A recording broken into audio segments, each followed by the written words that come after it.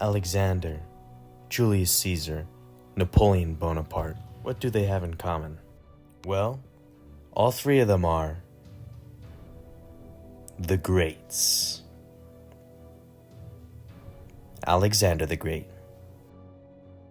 Alexander was born in 356 BC in ancient Macedon. His father was King Philip, making Alexander heir to the Macedonian throne. Philip II, Alexander's father, left to his son an expansive kingdom in Greece. He left the kingdom with major military reforms and innovations.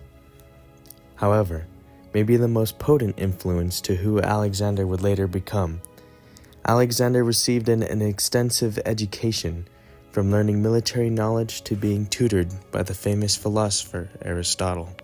This prince from Macedon, being born for greatness, surely knew as much. His youth prepared him to live the life that would define the world and forever change history.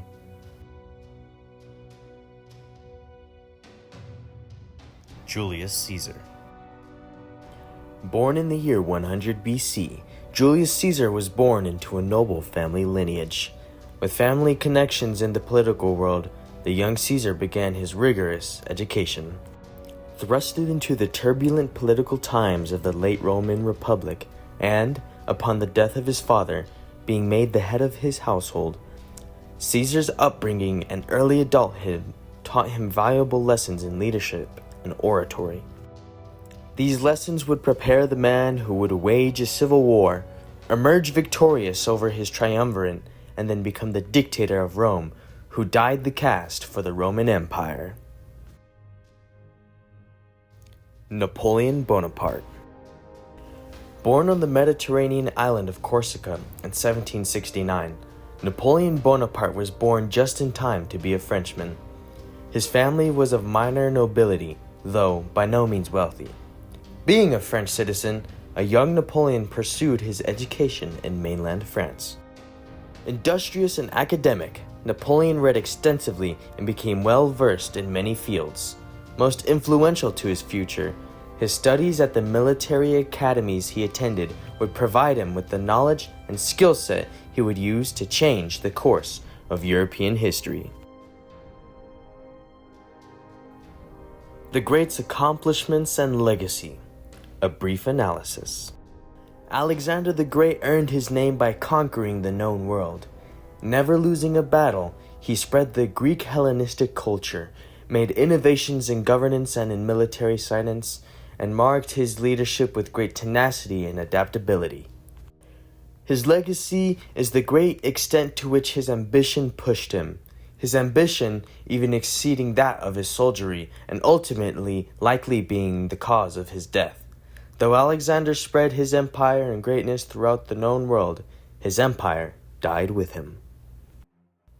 Julius Caesar, besides having this hideous bust, achieved great political and military accomplishments. He conquered Gaul, modern-day France, and defeated his political opponents in a civil war, thus making him dictator of Rome for life. He created the Julian calendar and set the stage for the Roman Empire. His legacy, with his name becoming synonymous with the future emperors of Rome, is marked with the transition of Rome from republic to empire. His great wit and grit is a testament to the human resolve to conquer life. He may be seen in many ways, two of which being a tyrant who alienated himself from his contemporaries and thus getting himself killed, or the man who ushered in the empire and set the conditions for the Pax Romana. Napoleon Bonaparte, champion or the thief of Europe, exhibited great political and military genius in life. With the charisma to charm a nation, he crowned himself Emperor of the French and led France to great highs and great lows. Credited for the Napoleonic Code, which still has its influence felt to this day, Napoleon reformed his country and spread the revolutionary ideals of France with his army that followed him till his defeat at Waterloo. Napoleon's legacy is one of great achievements and controversial action. His name forever etched in history with the Napoleonic Wars, he is said to have extended the limits of glory. Either well-loved or thoroughly hated, Napoleon had the most loyal supporters and the most generous enemies. From humble origins to the Emperor of the French, his life is a testament to indirect thinking outside the box, but also the dangers of trapping yourself in a new box of thinking made of your own designs. What may we learn from these great men?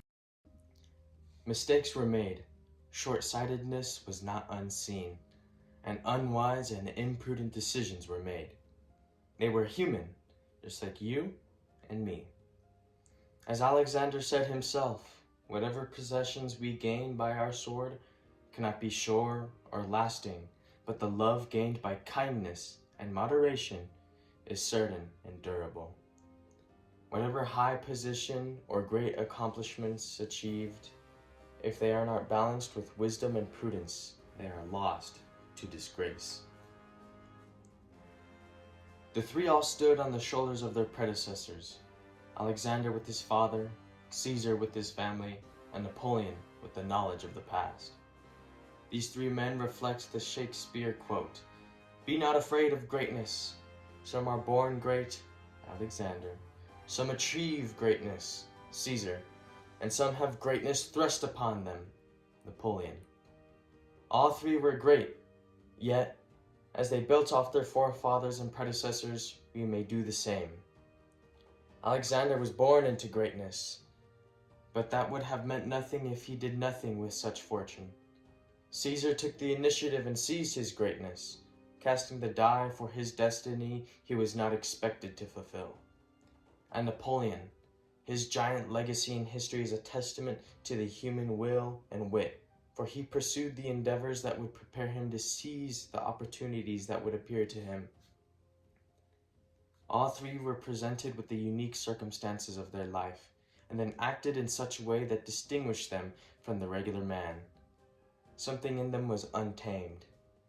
I believe that was their ambition and sense of purpose.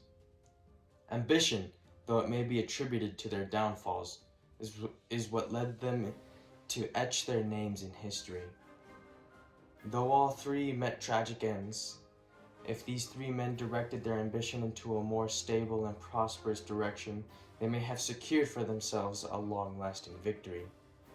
Their intentions and motivations, whether they were selfish or not, are what brought them to their great heights. Take, for instance, Alexander's mentality that is reflected in his words. "There is nothing impossible to he who will try." And "I would rather live a short life of glory than a long one of obscurity." Take also the words of Julius Caesar when he famously uttered the words, "I came, I saw, I conquered." And cowards die many times before their deaths. The valiant never taste of death but once. And finally, the words of Napoleon, who closely reflects the words of our prior subjects. "Impossible is a word to be found only in the dictionary of fools, and death is nothing, but to live defeated and inglorious is to die daily." Alexander set the example. In the shadow of Alexander, Caesar created his own. And Napoleon reflected the past, not through repetition, but through the reflection of principles. All three, though separated by time, are connected by how they lived their lives. All three put their energy and efforts into an object greater than themselves. That is why they appear larger than the average person. Their souls were greater than their mortal bodies, and in their pursuit of greatness and prosperity, they extended the limits of glory and transcended what is expected of the normal person. They placed more expectations upon themselves than the world placed on them. This is what separates the mediocre from the normal, and the normal from the great. What you expect of yourself and how passionately you pursue such expectations will create your destiny. Expect of yourself greatness, and act accordingly and passionately. It is in this following of footsteps that you will find yourself among the greats. If you were born great like Alexander, do something with such greatness.